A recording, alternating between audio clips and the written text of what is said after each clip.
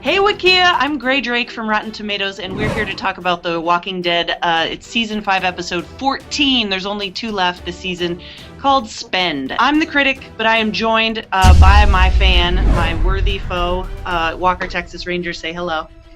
Hey everybody, good to be back. Yes, so let's just jump in, because this episode was like one of the craziest ones that we've seen in a really, really, really long time, right?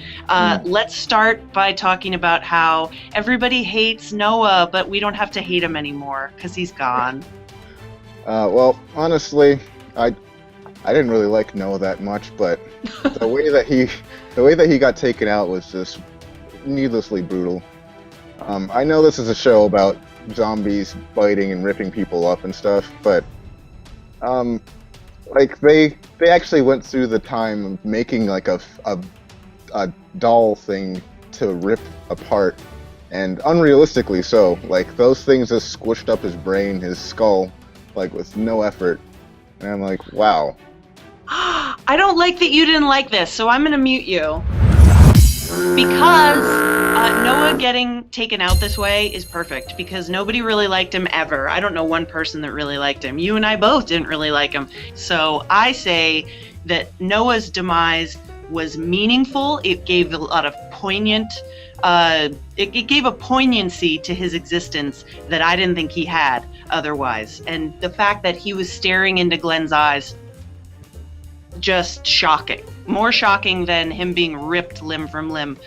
Let's move on to a character that I'm sure some people would like to see ripped limb from limb by a zombie or maybe by Rick, and that's Pete. Because Carol all of a sudden, because she has her weird little sociopath slave in training, has learned that there's a possible abuse thing happening. And Pete is just a weirdo. He's upset. So what do you think? Are Rick and Carol right that killing him is the only possible way to end this violence? Well, I think that the people in Alexandria are extremely stubborn people. Maybe not in the same way that Rick's group is stubborn, but you know, they're set in their ways of this is how the world works. And Rick and his group, they bring something else to the table. They bring the reality of the world outside, and I think they'd be willing to do something that the Alexandria group wouldn't, and I think it is one of the necessary evils. Yeah, they're willing to do whatever it takes, but I think what we're seeing right now is that they're broken. It doesn't have to be this way. You don't have to kill someone who's hurting someone else. This is the foundation of the society that we live in right now, that these people deserve a trial. They deserve punishment that's decided on by their peers.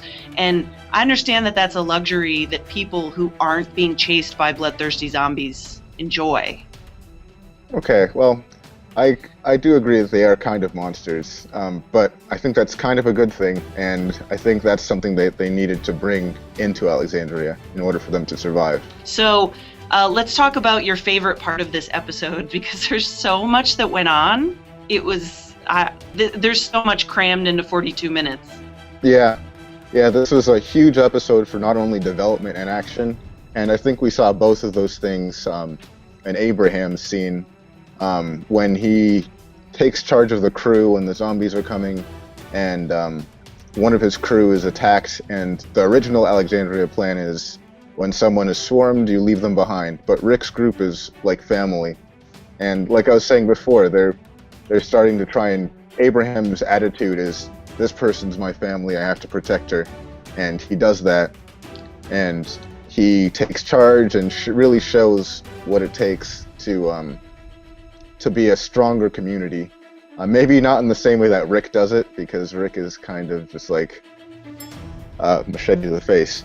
But, you know, it's definitely part of what they bring to the group, and I really love that.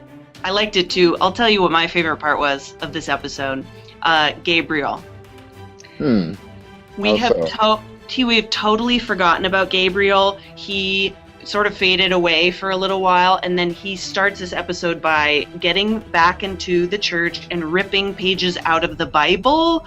Wow, that is more disturbing to me than a lot of the zombie kills. It was hard for me to watch that. And so at the end of the episode, he's warning, it's Deanna, right? That's her name? Yep. he's warning her about Rick and everyone. And as much as I hate him for doing that, I think he's right. You're the ones that decide who's won all these arguments. Is it Walker Texas Ranger or is it me? So leave your comments below and make sure to keep watching both The Walking Dead and the show for the last 2 episodes. Thanks for joining us. Say goodbye, Walker. Bye. Always a pleasure. Until next time.